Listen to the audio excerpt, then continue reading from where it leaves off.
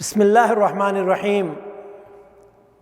حضرت امام ابن کثیر رحمہ اللہ تعالیٰ نے اس واقعہ کا جو بیان کرنے جا رہا ہوں اپنی مشہور کتاب التفسیر میں بیان کیا ہے، اور اپنی تاریخی کتاب البدایہ والنہایہ میں بھی نقل کیا ہے۔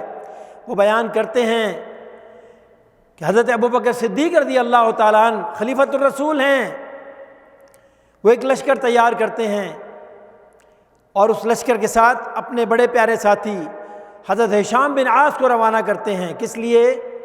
کیسر روم کے پاس جاؤ اور اسے اسلام کی دعوت دو۔ اللہ اکبر۔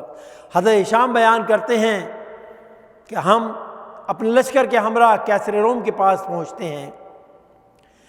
کیسر روم ہرقل جو ہے وہ ہمارا بڑا اکرام کرتا ہے، ہمیں عزت دیتا ہے، عزت سے بٹھاتا ہے، اور کچھ دیر کے بعد ہمیں لے کر اپنے خزانے والے کمرے میں چلا جاتا ہے اور ہم سے کہتا ہے کہ میں تمہیں ایک بڑی زبردست چیز دکھانا چاہتا ہوں۔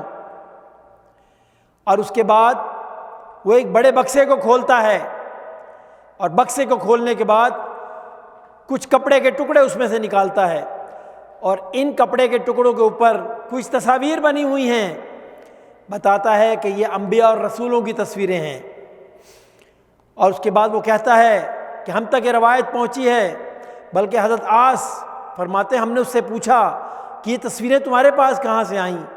تو ہرقل نے کہا کہ ہم تک یہ روایات پہنچی ہیں کہ آدم علیہ السلام نے اللہ سے دعا کی تھی کہ یا اللہ میری اولاد میں جو اولوالعزم انبیاء اور رسول آئیں گے مجھے ان کو دکھا دے۔ اللہ تعالیٰ نے دعا قبول فرمائی اور کپڑے کی اس شکل میں تصاویر حضرت آدم کے پاس بھیجیں، اور انہوں نے یہ تصاویر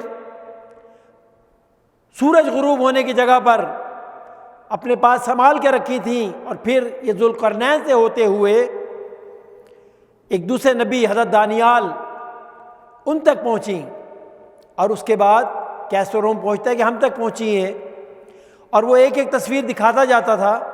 سب سے آخر میں جو اس نے تصویر دکھائی تو ہم نے دیکھا کہ وہ جناب نبی مکرم صلی اللہ علیہ وسلم کی تھی۔ ہم چونک پڑے تو اس نے کہا یہ تمہارے نبی ہیں؟ ہم نے کہا ہاں۔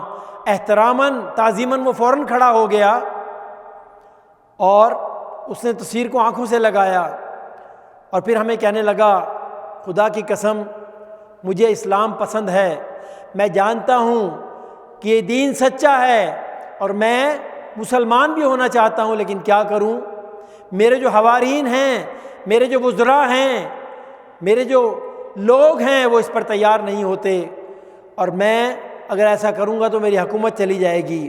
مجھے میری حکومت بڑی پیاری ہے، میں اپنا اقتدار نہیں چھوڑنا چاہتا۔ اس کے بعد اس نے بہت سے تحفے تحائف دے کے ہمیں روانہ کیا۔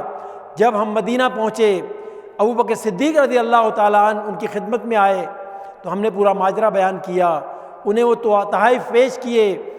انہوں نے جب پوری بات سننے کے بعد ان کی آنکھوں میں آنسو آ گئے، رونے لگے، کہنے لگے نبی اکرم صلی اللہ علیہ وسلم نے حق اور سچ فرمایا کہ یہود و نصارہ ان کی کتابوں میں میرے متعلق لکھا ہوا ہے اور یہ جانتے ہیں کہ میں برحق نبی ہوں۔